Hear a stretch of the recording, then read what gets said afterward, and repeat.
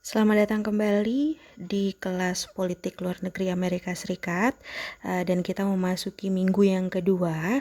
Di sini kita akan membahas tentang politik pemerintahan Amerika Serikat.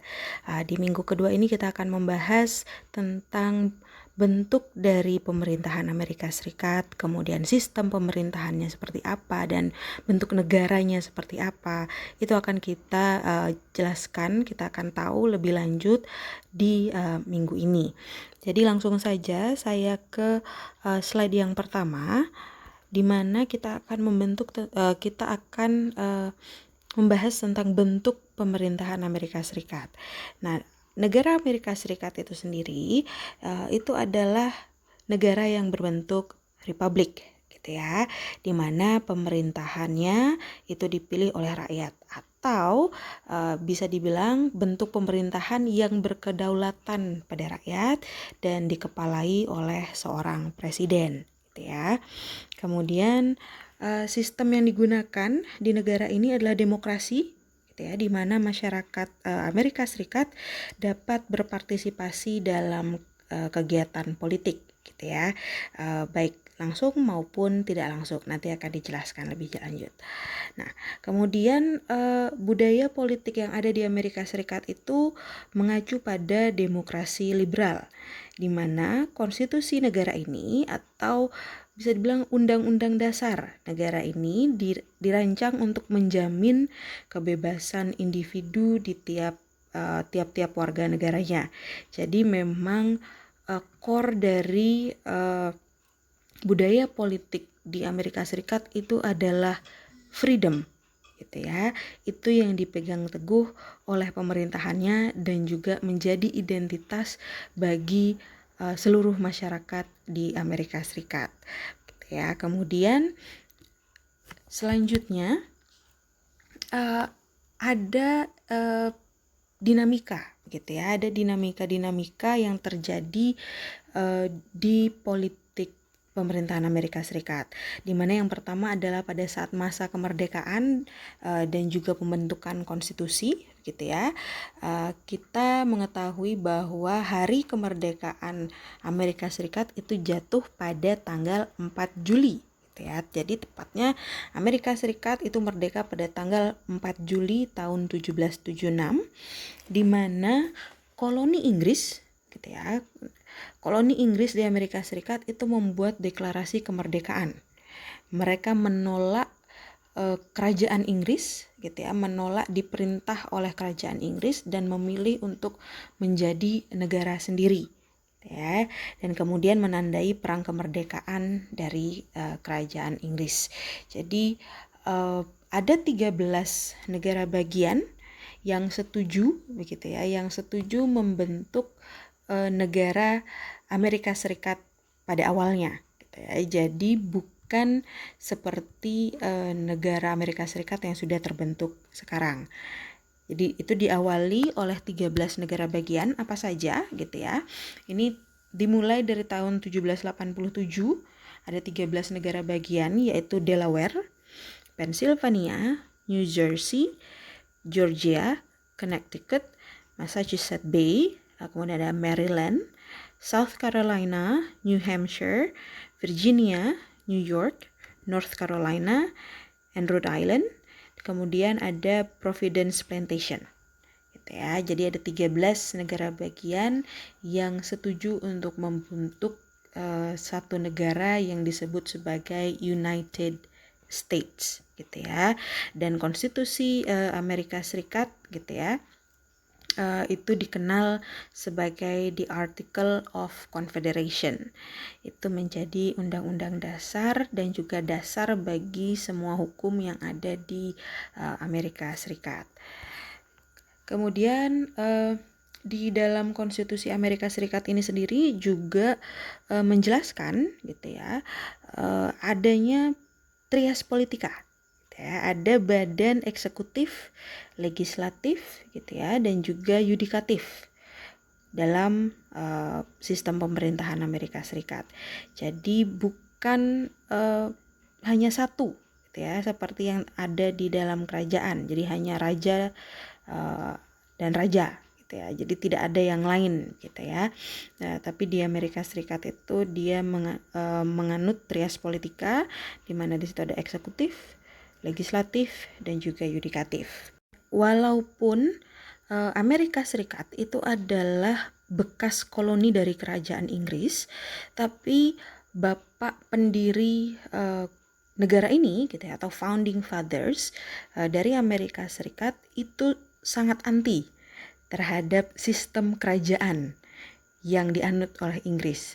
Sebisa mungkin Amerika Serikat itu tidak menganut sistem monarki, gitu ya, karena monarki, terutama monarki absolut, itu dianggap tirani, dianggap menyusahkan bagi rakyatnya, karena selama masa kolonisasi Inggris, di mana rakyat Inggris pada saat itu yang ada di Amerika Serikat itu bekerja, tetapi kemudian diwajibkan untuk membayar pajak, membayar retribusi kepada kerajaan nun jauh di sana di Inggris, ya. Jadi sebisa mungkin founding fathers dari Amerika Serikat gitu ya membentuk konstitusi Amerika Serikat di Article of Confederation yang jauh dari kata-kata monarki, sehingga ada yang namanya check and balance gitu ya dalam politik pemerintahannya. Makanya tidak hanya ada eksekutif saja di dalam pemerintahan, tapi ada lembaga legislatif di sana juga, dan ada juga lembaga yudikatif dalam sistem pemerintahan Amerika Serikat. Oke, setelah masa kemerdekaan gitu ya, ada yang namanya sifat ekspansi gitu ya, ekspansi, kemudian ada rivalitas untuk membentuk sebuah empire, untuk memperbesar wilayah, untuk memperkuat negara gitu ya.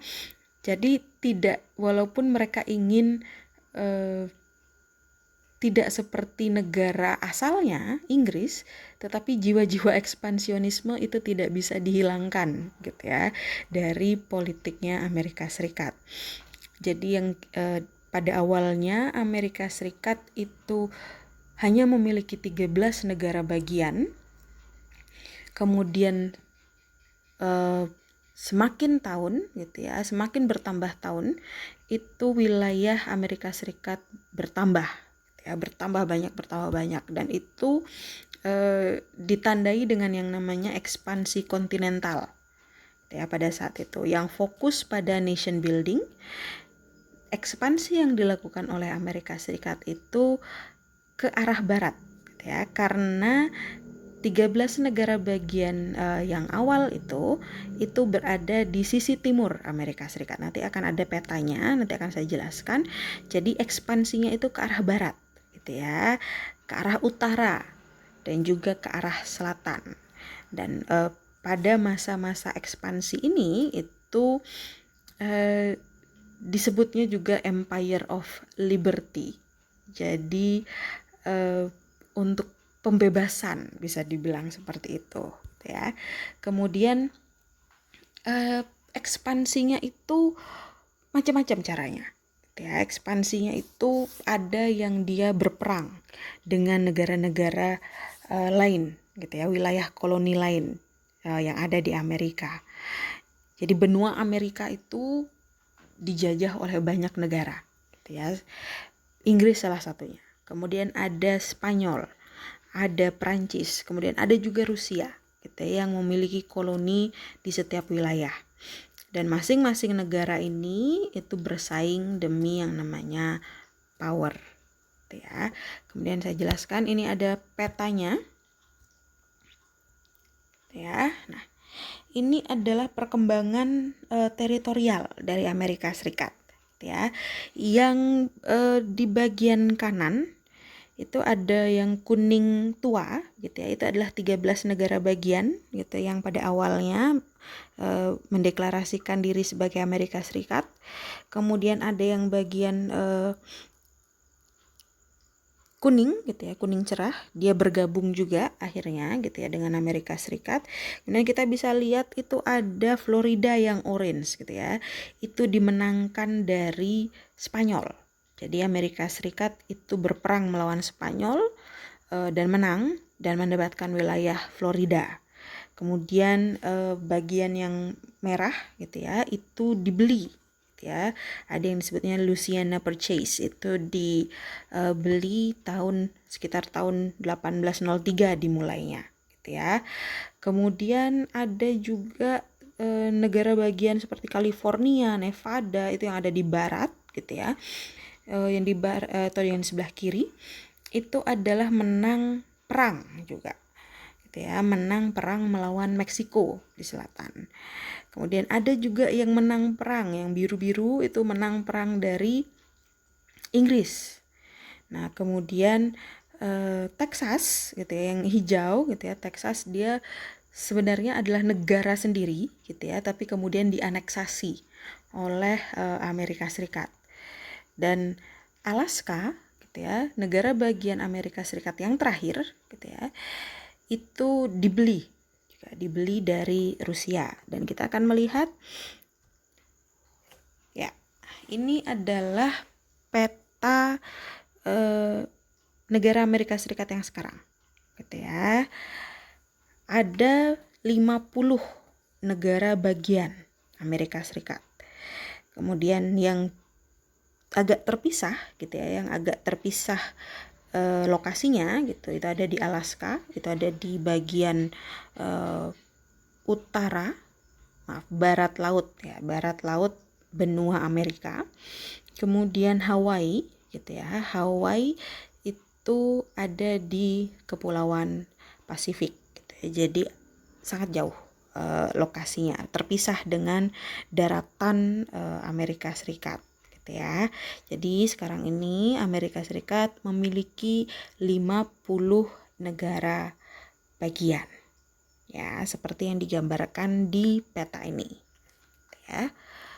Kemudian saya akan menjelaskan sistem pemerintahannya ya. Nah, ini tadi sistem pemerintahannya yang saya bilang trias politika, bahwa konstitusi Amerika Serikat mengatur dan menyebutkan bahwa sistem pemerintahan Amerika Serikat di situ ada badan legislatifnya atau yang biasa disebut sebagai Kongres ya.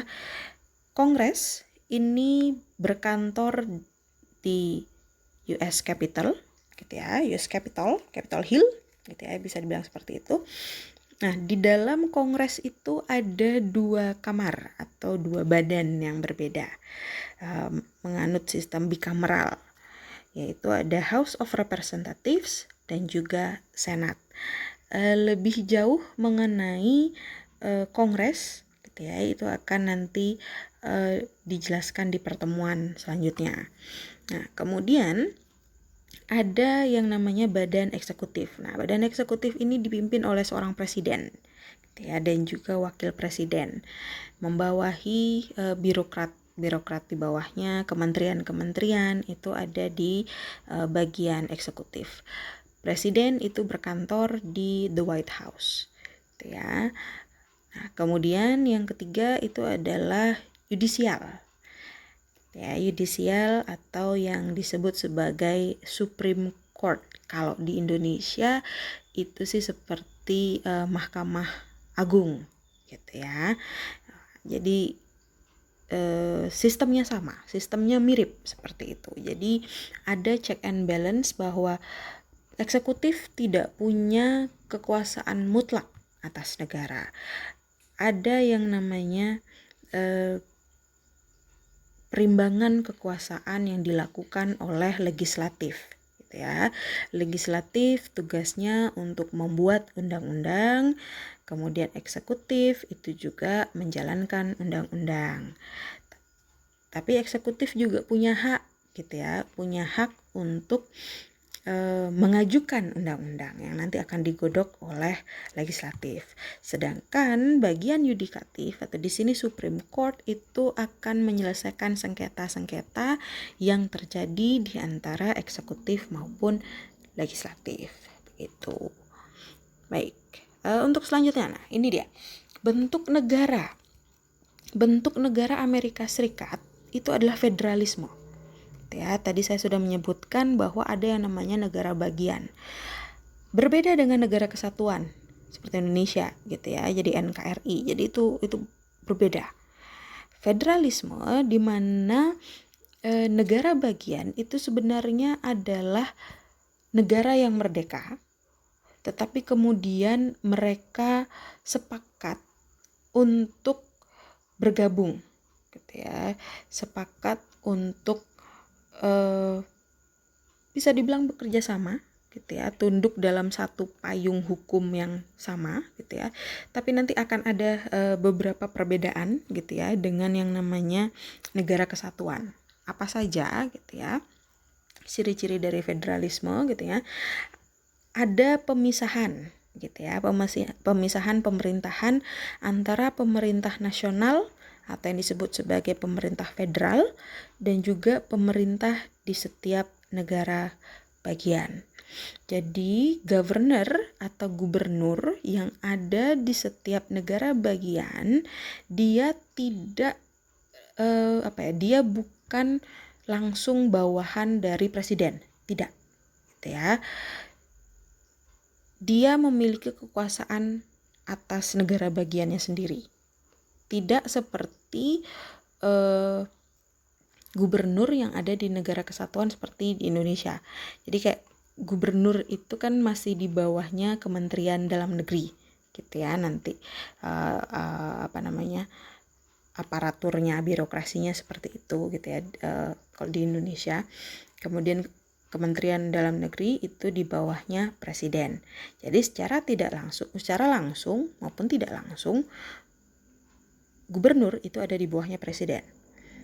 Tapi kalau di negara federal, gitu, negara dengan bentuk federal, gubernur yang ada di negara bagian itu bukan bawahan presiden. Dia adalah pemimpin dari negara bagian yang dipilih oleh masyarakat yang ada di negara bagian itu gitu ya. Nah, kemudian apa lagi gitu ya, seperti yang dikemukakan oleh Alexander Hamilton, bahwa untuk menjadi negara yang kuat dibutuhkan pemerintah pusat yang efektif gitu ya, namun tidak memberikan kuasa penuh yang menyebabkan pemerintahan yang tirani ya. Jadi pemerintah federal itu tidak memiliki kuasa penuh, tidak memiliki kuasa penuh atas negara-negara bagian yang menjadi anggotanya. Ya, sekali lagi ini menjadi dasar bahwa Amerika Serikat itu tidak ingin sekali lagi menjadi negara yang tirani, seperti yang pernah dialami sebelum kemerdekaan di bawah pemerintahan kerajaan Inggris gitu ya.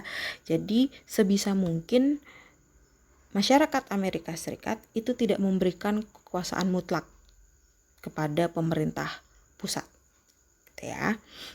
Jadi itulah kenapa pemerintah federal itu tidak bisa langsung campur tangan ke dalam urusan setiap negara bagian ya.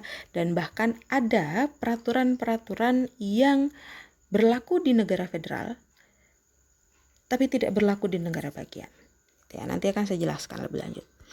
Baik. Kemudian di sini yang bisa bilang tadi, pemerintah negara bagian masih memiliki kuasa atas wilayah dan warganya serta memiliki seperangkat aturan yang khusus bagi wilayahnya ya. Jadi seperti itu. Jadi berbeda gitu ya. Ada hukum yang berbeda di negara federal dan juga negara bagian. Oke. Di sini negara bagian memiliki legislatif, badan eksekutif dan badan yudisial sendiri. Kemudian negara bagian diberikan kekuasaan untuk meloloskan, menegakkan, menafsirkan hukum selama mereka tidak melanggar konstitusi. Nah, misalkan begini, jadi seperti hukuman mati, gitu ya. Hukuman mati itu tidak, negara federal tidak mengatur tentang itu, tapi itu adalah wewenang negara bagian, gitu ya, untuk mengatur itu. Ada negara bagian yang masih melegalkan gitu ya, atau masih memberlakukan hukuman mati sebagai hukuman terberat bagi seseorang yang melakukan tindak pidana gitu ya. Tapi ada negara bagian lain yang sudah tidak memberlakukan hukuman mati. Nah, untuk kasus lain misalkan tentang LGBT gitu ya. Negara federal sudah melegalkan yang namanya pernikahan sesama jenis di Amerika Serikat.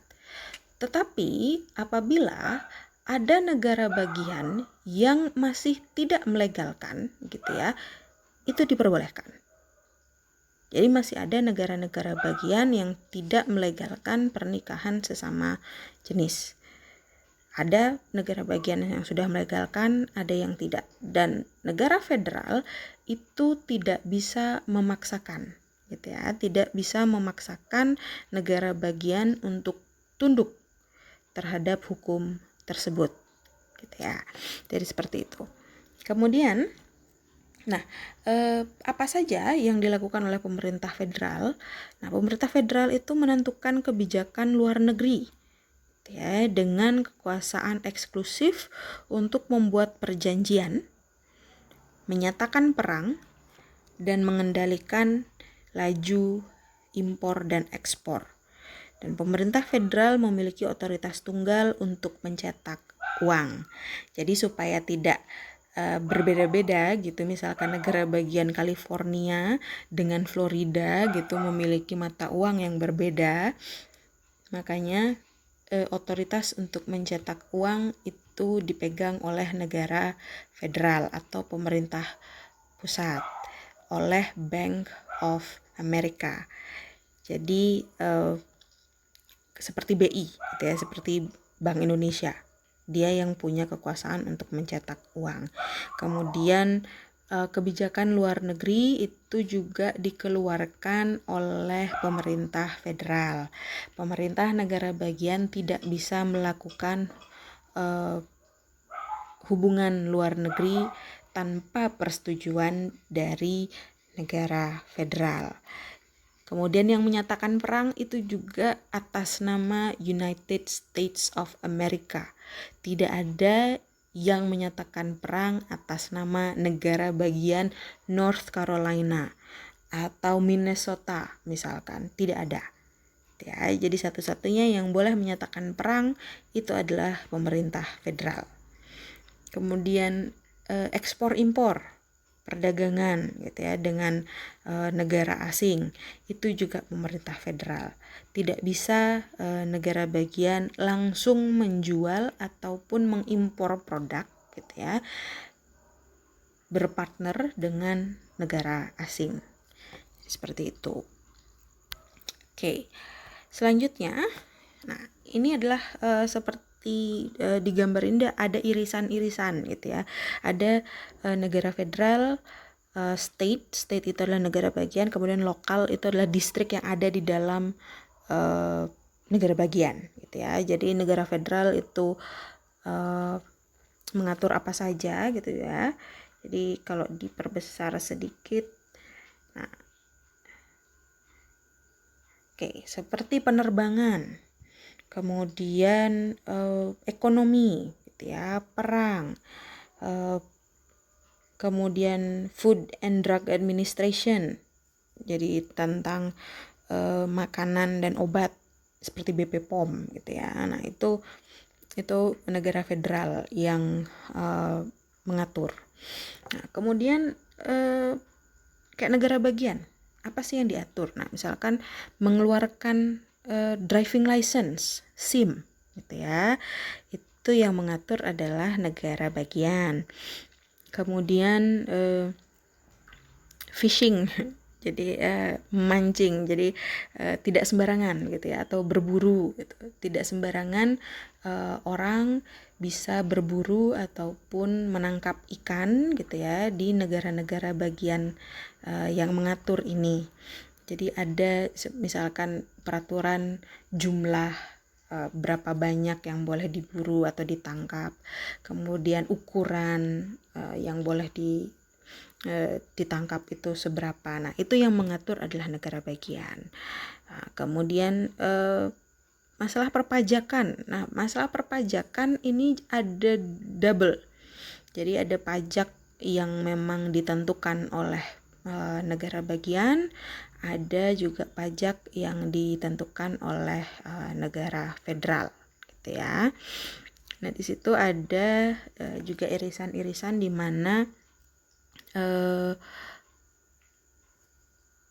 mereka saling bersinggungan. Nah, misalkan ada correctional facilities atau prison. Nah, prison di sini jadi satu, gitu ya. Antara federal dan state itu dikelolanya bersama-sama, gitu.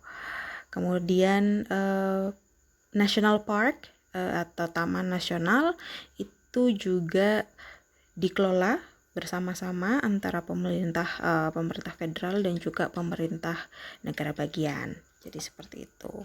Kemudian ada lokal, gitu ya, pemerintah lokal. Jadi 911 gitu ya. Untuk emergency call itu dikelola oleh distrik, gitu, dikelola oleh pemerintah lokal. Kemudian electricity gitu ya, listrik, gas gitu ya, dan juga air itu juga sama gitu ya, itu dikelola oleh pemerintah lokal. Waste limbah gitu ya, pengelolaan limbah itu juga diatur oleh pemerintah lokal di bawah pemerintah negara bagian gitu.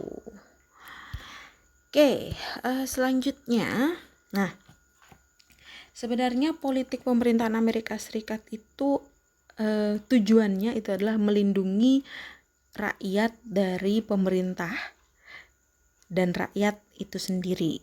Maksudnya apa? Gitu ya. Jadi politik pemerintahan Amerika Serikat itu sebenarnya kemerdekaan Amerika Serikat merupakan kemenangan rakyat terhadap pemerintahan absolut yang tirani, gitu ya. Jadi konstitusi Amerika Serikat itu melindungi masyarakat dari pemerintah yang tirani. Tidak ada lagi pemerintah seperti pemerintahan dalam sistem monarki, gitu ya. Jadi kebebasan individu itu sangat dilindungi di Amerika Serikat, gitu ya. Kebebasan individu itu sangat dilindungi. Nah, ini dia. Dalam konstitusi disebutkan bahwa adanya penjaminan terhadap kebebasan individu dan juga partisipasinya dalam kegiatan politik. Nah, hanya saja gitu ya, Amerika Serikat itu para founding fathers-nya menganggap bahwa too much demokrasi atau terlalu banyak demokrasi itu juga berbahaya bagi negara ini. Karena mereka menganggap pada saat itu masyarakat atau rakyat biasa itu tidak berpendidikan, terutama pendidikan politik. Jadi kemungkinan mereka untuk melakukan pilihan-pilihan yang salah gitu ya dalam berpartisipasi politik itu besar. Gitu ya. Jadi dibentuklah ada yang namanya sistem voting dalam pemilu, yaitu popular vote dan juga electoral vote. Popular vote itu adalah pilihan yang langsung dipilih oleh masyarakat, sedangkan electoral vote itu adalah pilihan di mana masyarakat memilih perwakilan untuk memilih lagi, gitu ya, memilih pemimpin. Jadi sebenarnya Presiden Amerika Serikat itu tidak dipilih langsung oleh masyarakatnya, tetapi dipilih oleh wakil, gitu ya, wakil rakyat yang dipilih lebih awal oleh rakyat itu sendiri, gitu ya. Jadi kalau misalkan bingung tidak apa-apa, karena ini nanti akan kita bahas di pertemuan yang membahas tentang pemilu di Amerika Serikat. Tetapi sekali lagi, Founding Fathers Amerika Serikat percaya bahwa demokrasi itu penting bagi Amerika Serikat. Mereka tidak ingin bentuknya bentuk negara itu monarki gitu ya. Mereka tidak ingin seperti itu. Bukan bentuk pemerintahannya itu adalah monarki, tidak gitu ya. Tetapi mereka juga khawatir apabila masyarakat diberikan kekuasaan yang sangat besar gitu ya. Jadi makanya masyarakat dalam partisipasinya dalam politik, mereka memilih orang yang dianggap capable, yang dianggap layak gitu ya, memiliki kemampuan dan juga pengetahuan politik yang luas untuk memilih pemimpin mereka, yaitu presidennya gitu ya. Jadi memang kalau diibaratkan gitu ya, sebuah perahu atau sebuah kapal gitu, itu adalah negara. Kemudian demokrasi adalah bagaimana kapal ini dinavigasikan gitu ya. Apabila semua orang punya hak untuk bersuara, semua orang punya hak untuk menentukan arah gitu ya, kemana kapal ini akan dinavigasikan, maka kapal ini sudah pasti akan tenggelam gitu ya, karena dia tidak tentu arahnya. Ada yang mau ke kanan, ada yang mau ke kiri, ada yang mau lurus, ada yang mau belok, tidak jelas gitu ya. Tetapi ketika kemudi kapal itu diberikan kepada orang yang memang berkemampuan gitu ya, memiliki pengetahuan, memiliki skill untuk mengendalikan kapal, untuk mengemudikan kapal, maka kapal itu pasti akan melaju dengan tenang gitu ya, melaju dengan aman, bisa dibilang seperti itu. Nah, begitu juga negara. Apabila demokrasi diberikan terlalu bebas oleh kepada rakyatnya, maka kemungkinan negara itu untuk kolaps, untuk hancur, itu akan semakin besar.